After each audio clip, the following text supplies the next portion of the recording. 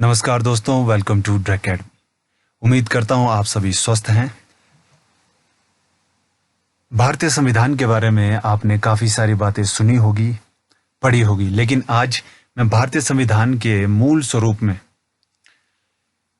बनी हुई चित्रकलाएं, उसमें उसे लिखने का तरीका या किसने लिखा, कितने लोगों की टीम थी, कैसे उसकी ड्राफ्टिंग हुई, इन चीज़ों से जुड़ी हुई ऐसी जानकारियां दूंगा जो शायद ही आपने कहीं पढ़ी होगी या सुनी होगी।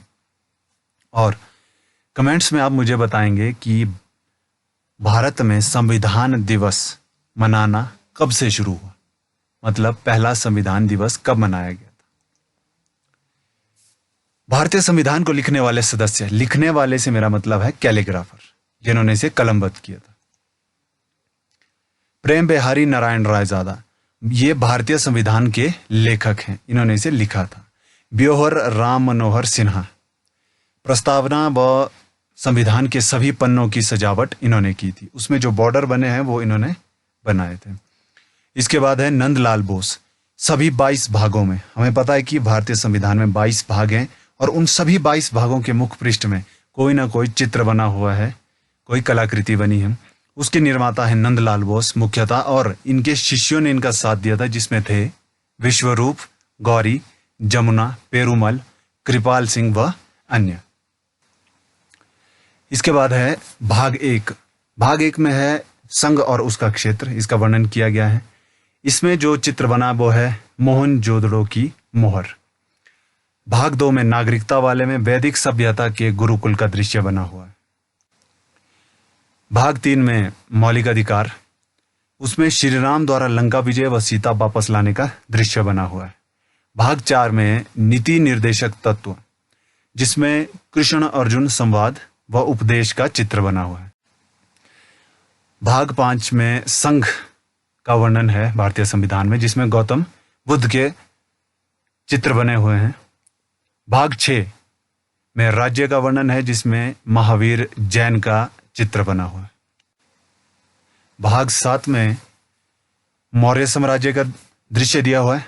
और आप कमेंट करके मुझे यह बताएंगे कि भारतीय संविधान के भाग 7 में किस विषय का वर्णन होता है। भाग 8 संघ राज्य क्षेत्र, इसमें गुप्त कला के बारे में एक चित्र बना हुआ है, जो गुप्तकालीन कोई एक चित्र था, उसे यहां पर अंकित किया गया। भाग 9 में पंचायत का वर्णन है, जिसमें राजा विक्रमादित्य की सभा का दृश्य है। भाग 10 में अनुसूचित जनजाति का विषय है, जिसमें नालंदा विश्वविद्यालय का एक दृश्य बनाया हुआ। भाग 11 में संघ और राज्यों के बीच संबंध का वर्णन होता है, जिसमें एक सिंह की आकृति बनी हुई है, जो एक ओडिसी मूर्तिकला का प्रकार है। भाग 12 में वित्त, जिसमें भगवान नटराजन की आकृति बनी हुई। भाग 13 में भारत के राज्य क्षेत्र के बीच व्यापार, वाणिज्य और समागम का वर्णन होता है, और इसके मुख पृष्ठ पर महाबलीपुरम मूर्तिकला का एक दृश्य बना हुआ है। भाग 14 में संघ और राज्यों के बीच सेवाएं वर्णित हैं, जिसमें अकबर और मुगल शैली के साथ अकबर का एक चित्र बना हुआ है। भाग 15 में निर्वाचन का वर्णन है, जिसमें छत्रपति शिवाजी तथा गुरु गोविंद सिंह का चित्र बना हुआ है। भाग 16 में कुछ वर्गों के लिए विशेष उपबंध संबंधी वर्णन है, जिसमें लक्ष्मीबाई तथा टीपू सुल्तान का वर्णन है। भाग 17 में राजभाषा का वर्णन है, जिसमें गांधी जी की दांडी यात्रा का चित्र बना हुआ है। और भाग 18 में आपात उपबंध है, जिसमें नोखाली के दंगाग्रस्त इलाकों में गांधी जी का भ्रमण का एक चित्र बना हुआ है।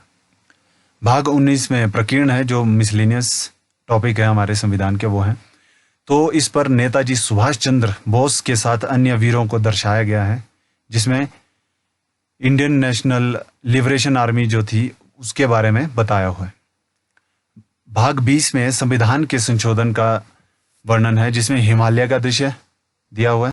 और भाग 21 में अस्थायी संक्रमणकालीन और विशेष उपबंध हैं, जिसमें रेगिस्तान का दृश्य बना हुआ है। भाग 22 में संक्षिप्त नाम, प्रारंभ में हिंदी में प्राधिकृत पाठ और निरसन के बारे में बताया गया। इसमें समुद्र का दृश्य दिया हुआ है। Thanks for watching. Like, share और सब्सक्राइब करना ना भूलें ड्रैक एकेडमी को। और हाँ, ये टॉपिक बहुत मेहनत करने के बाद हमने ढूंढा है, काफ़ी मुश्किल से मिला है। और ज़रूर लाइक, शेयर और सब्सक्राइब करें, कमेंट में अपने सजेशन बताएं और हाँ, ज़रूर इस टॉपिक को देखें क्योंकि काफ़ी इम्पोर्टेंट है। अपने संविधान के बारे में हमें इससे पता चलता है। So thanks for watching. जय हिंद।